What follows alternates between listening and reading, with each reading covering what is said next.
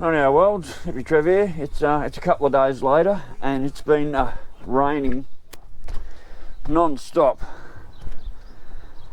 for the last 3 days. Roll the intro. Hi, Hippy Trev here, and welcome to my channel. Hope you get something out of it. Right, so it's been raining here non-stop for the last 3 days, and we're all a bit fucking over it, I can tell you. Everything in the bus is wet. I've got more leaks here in the bus than the Titanic. I've got rags down on the floor to pick up any water coming in. I've got a container here as well. I've got more water leaks down the bus there. It's just 3 days non-stop rain. We're definitely fucking over it. I mean, anyway, well, moving right along to where we're up to on the model. So I've got the motor together. Now, I don't know how much you can see down here. Okay, I don't know how much we can see. So I've got the motor together. That all went together pretty good. The only trouble I had was with the only trouble I had was with the air compressor unit here. I had to actually file a lot of it down to fit into its location. But other than that, so far, the motor's gone together really, really well. So I've just painted up for me wheels. There's my front wheels. Sorry. So I've painted up there my front wheels. I've painted up the inserts, tyres. I've chromed up the rings, and they're the real wheels there. I've painted all them up. Now, and as it is with the AMT instructions, that's all they tell you about how to put your wheels together. Most of it's pretty good, but I did notice on the chrome tree, I'll put it over here, I've got a couple of chrome, looks like wheel rings. I'm pretty sure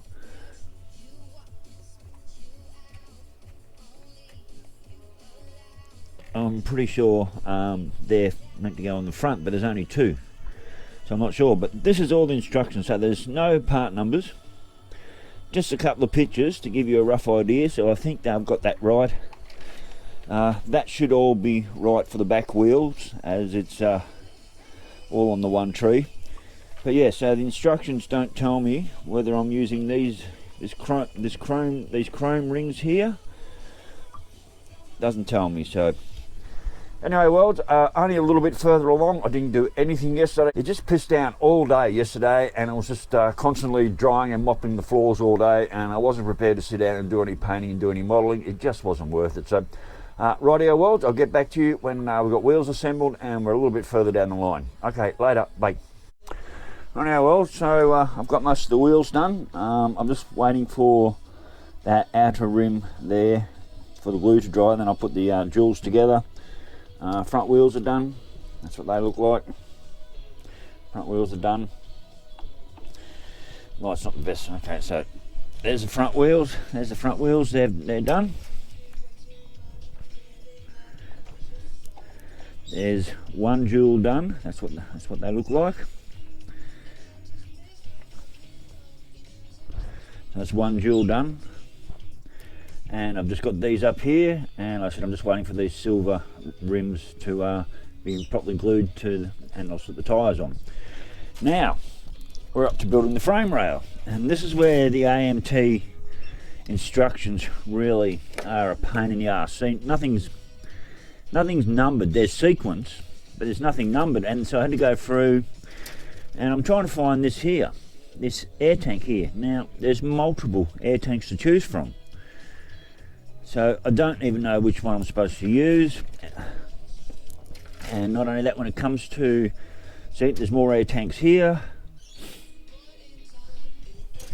and so it's coming to building the frame rails. I've got I believe that's this part here, on just on this one tree. This is another part of it here, which I believe is this front part, so that's it there on a different tree. I think this is part of it. I think this is this part up here, but I don't really know. It has to be. I'm pretty sure they're the front springs.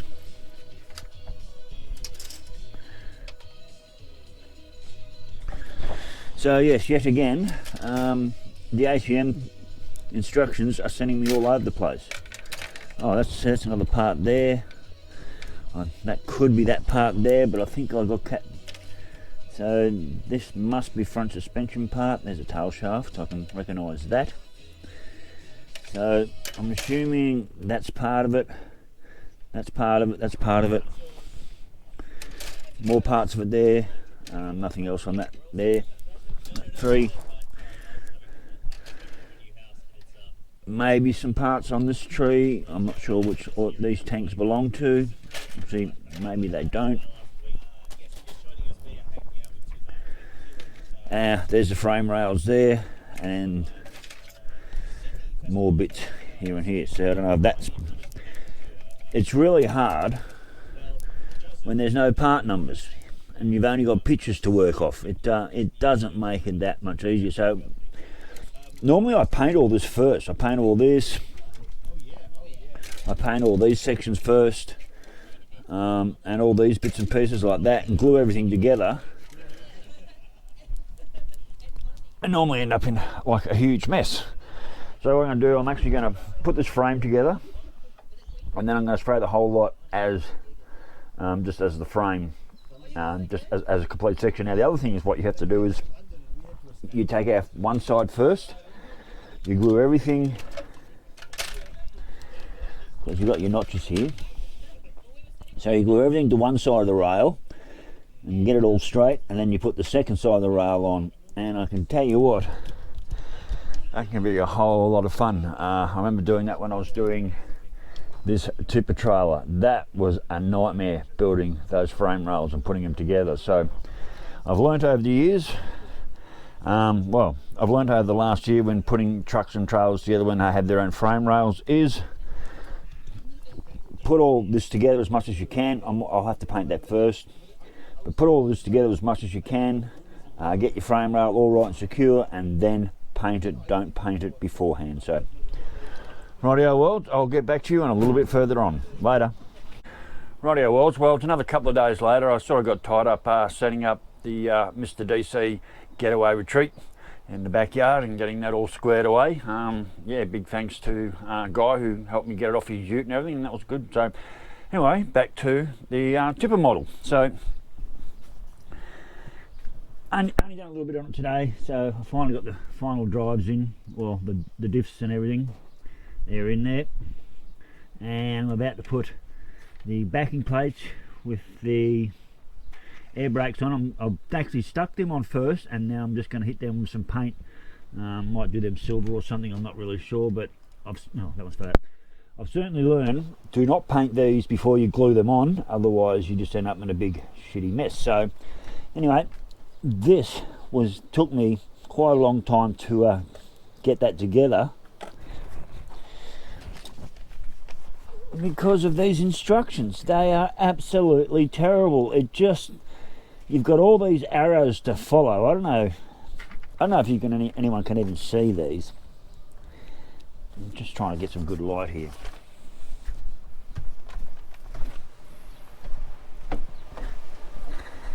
I've just gone outside. These instructions are the pits. AMT instructions, they are absolutely terrible. So I attempted to put the whole setup together.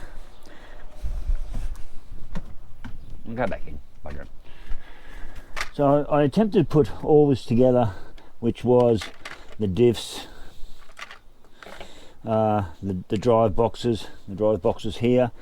That I put that in where they told me to. Turns out it was on the wrong side. I had it over here, and there was no way I could get this in here.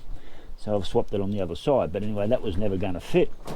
It finally dawned on me. Not the sharpest tool in the shed, I'll be honest. And trying to follow all these arrows everywhere is just a goddamn nightmare, and there's little to no instructions.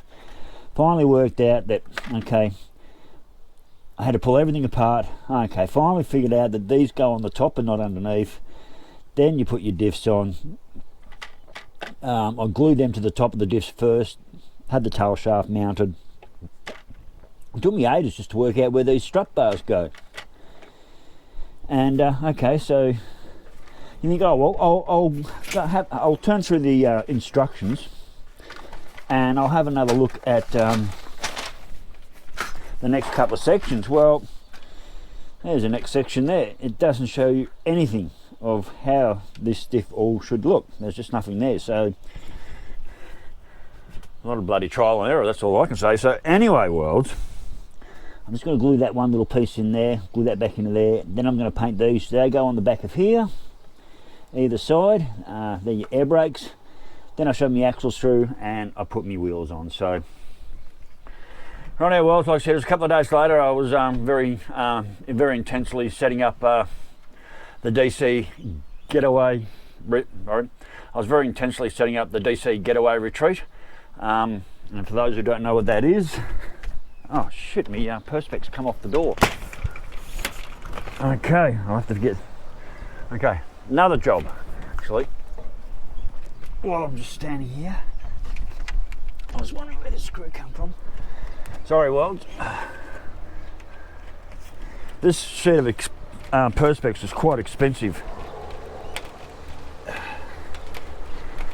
Okay, so sidetracked again. So I've got a big sheet of perspex on my bus door there. I don't have a door. There's no door on the bus. I'll just stand back. So there's no door on the bus, bar this. Oh, it's come out of there, so I'm going to have to do that as well. Jesus. So there's no door on the bus. So what happens when it's pissing down rain from out this direction, it comes flying in there. So that's when I close the door and the perspex stops the rain getting in there. So, okay, another job. For those who don't know, here it is. This is the DC Getaway Retreat, and for those who don't know, what DC is, well, actually DC is my now deceased cat, and his name was DC. I won't get into it anyway. So I lost my cat a couple of weeks ago, DC. Picked this up the other day, made a video of it, and quite a lot of people said I should be calling it or naming it after my cat. So I have. It's the DC Getaway Retreat. Cute little van. So anyone wants to come and stay, I'll have your accommodation covered. It's a good little van actually. And I've got it set up, I've got a water tank set up there for it, and I've also got all the lighting running on 12 volt on a car battery, which is really good. I'll eventually set up with an inverter and everything, but anyway. So yes, I've been distracted with setting up the DC Getaway Retreat. So I'm just going to have a little break now, because this has actually taken me. This took me a little while to get this together, because I couldn't figure out how the hell the bloody will do it. So anyway, like I said, I've just got to glue this one little piece into here. I'll paint it. Oh, there's another one falling off there. All right, so I've got a couple of little pieces to glue back on. Paint them up, then they go on. Here is the backing plates for the diffs, and then we put our wheels on. So. Righto, worlds, I'll get back to you a little bit later, and I've got a little bit more things done. So, okay, later, bye. Righto, worlds, well, it's another few more days later, and oh, she's a bloody hottie. She's what is it? 39 degrees in the bus right now, and I've had to turn my laptop off because the fan's just running so flat out, and I thought I was going to blow the bloody laptop up. So, anyway, back to the model. So, got a bit more done. Yep, got a bit. Okay, so got a bit more done. Tail shafts in, fuel tanks are on. Tell you what was fun, this is your PTO and shaft for your transmission. Sorry, this is your PTO pump and your PTO lines and your hydraulic tank and your pump there to run your hoist and everything. That was a little bit of fun putting that on, and that's something to do with the exhaust. AMT instructions are so bad. Like when you look in the instruction, even putting this exhaust pipe on, I thought it went down under the chassis here and I couldn't make it work, and it wasn't till, right, where are we? Right, so on the build sheet, this is your build sheet, and it basically says there's the exhaust pipe and you just stick it in here. Well, it wasn't until I turned the next page I realised it actually went on the outside of the chassis. And the other thing is, where I'm at the moment, it says this is my battery box. This is the battery box that holds the double lot of batteries. So that's one lot of batteries, and there's the other batteries. So they're supposed to go into a battery box like that. Well, there is no battery box like that, but what we do have is two individual battery boxes, and so if you flip them over, you can see that the battery fits in there quite well. Of course, these aren't painted yet, but there is no double battery box, and I can't find that anywhere. And same with these instructions, like I found I end up gluing parts to here on the model and then trying to fit other things on, then realising I had to pull things back off and finally figure out where they glue back on.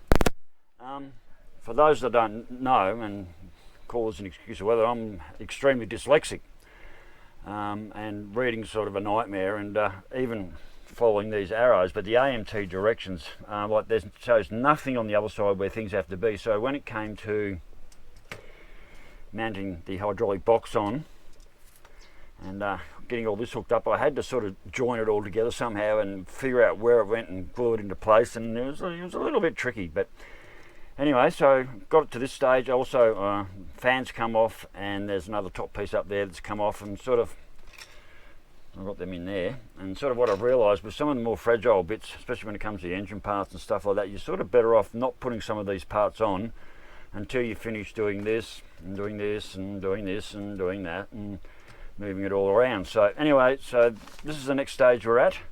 I've just started working on doing a bit of cab detail. So I've painted the seats. That's the seat that you sit on. So they're my dash parts. My paint didn't work that well, so there's my dash parts, there's my pedal. And now I'll have to work out what colour I'm actually going to paint the actual cab and the outside of the cab and the bonnet and everything. So I've been busy with so many other things. I had a big run to Bundy today to have something done to the boat that didn't quite work out. But anyway, while I was in Bundy, I found a really good model. Well, I didn't find a good model shop, but I found a place that sold a few models and they sold some accessories. So I spilled this container of glue the other day. I had the brush out and I lifted it up and the bloody container went over, so I lost nearly half a container of glue. So I got that one over there, $10. I bought this one from the Gainer shop over in I bought this one at the gem shop over in Gainer, which is sort of what started all my models off. That was $10 for that tiny little bottle, right? $10 for this tiny little bottle. That was $10. These paints, this size, they're all $10 each. Those ones, all these, they're all $10 each. These cute little paint pots, good quality paint, $5, $5 each. So picked up another 3 colours. They had a very limited selection of paint over there as well. I'm probably better off buying my paint online. As far as models, I had a look around. They didn't have a great deal to choose from. And when I looked at all the models I had on the shelf, I looked at it and I thought, I've built nearly half of every model you had on the shelf. And not only that, their prices, like for like the cars and that, they're all like $65, $70 each. And I picked these up for like $30 and $40 each off Facebook. My truck model, like they had this one here. This is the one Mike Mitchell sent me from America. I keep saying his name all the time. Same as this is the one Mike sent me from America. So Mike Mitchell sent me this from America. This one they had in the shop, $129 for that model in the shop. They didn't have this Peterbilt, but the one they had there, one of the trucks they had there, $129. I paid $70 for this dozer off Facebook, and they had that exact same dozer there, $130. So I certainly won't be, I didn't come home with any models, as you can imagine. I'll hunt around and find all my models on Facebook, I think, or eBay or somewhere. But yeah, I wouldn't pay $129, $130 for this model when I can buy it for $70 to $75 off Facebook. So this one, the American version of the boat that Righty Ruby Paul sent me, also from America. That one had in the shop, that was $65 as well. So anyway, worlds, this is where we're at the moment. So I'm up to this stage. Oh, and the tyres. And you see the tyres keep moving around a lot. They don't sit on the rims properly. They're very, very loose fitting on the rims. So what I'm actually going to do, I'm going to run a bead of glue around each one of these tyres. I don't like, they spin on axles, but I'm actually going to put a bead of glue around the inside of each of these tyres because they just keep coming off. I've got the same problem. This front tyre keeps ballooning off.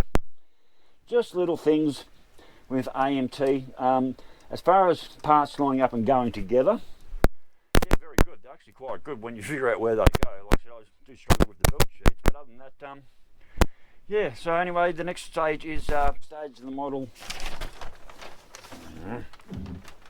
So the next stage of the model is putting the cab together, interior, which isn't a great deal.